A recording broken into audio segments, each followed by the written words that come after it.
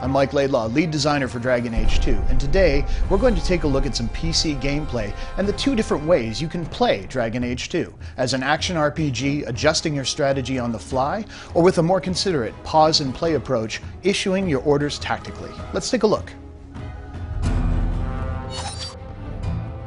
So let's take a look at how Dragon Age 2 plays if you tackle it like an action RPG. If you want to play in real time, you can absolutely do so.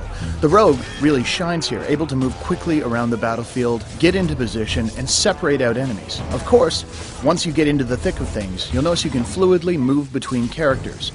Mages, of course, shine when groups are clustered, while a stealth character can deliver vast amounts of damage from the safety of shadows. And with the enemies torn to pieces, it's just a matter of switching back to Hawk to pick up the stragglers. So you've seen how Dragon Age 2 plays as an action RPG, but what happens if we take the same situation and play it more tactically, pausing to issue orders? Let's find out. With the game paused, let's take a look at our situation. We have enemies that are going to move forward towards Aveline, our tank, so what we'll do is taunt them to ensure they cluster up around her. At the same time, we'll lay down a clever trap using a glyph of paralysis that should hold the majority of them in place. While we're at it, we have two groups of archers in the back, so using both of our rogues, we're going to toss miasmic flasks to stun them, taking them out of the fight for a short period of time as well.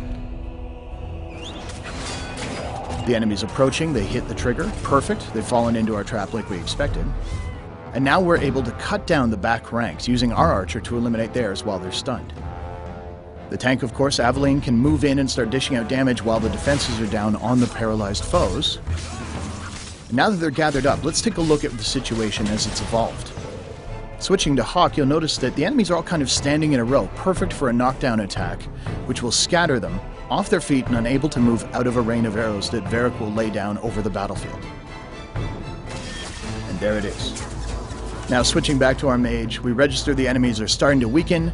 We're going to use a top-tier mage ability, Firestorm, raining down from the heavens to eliminate the last of our foes. So this is just an example of how a well-coordinated team can deal with an encounter where they're vastly outnumbered. So there you have it. Dragon Age 2 can be played with the smooth, responsive controls of an action RPG, or more tactically, pausing and controlling your actions that way, or of course, any combination of the two. Thanks for watching.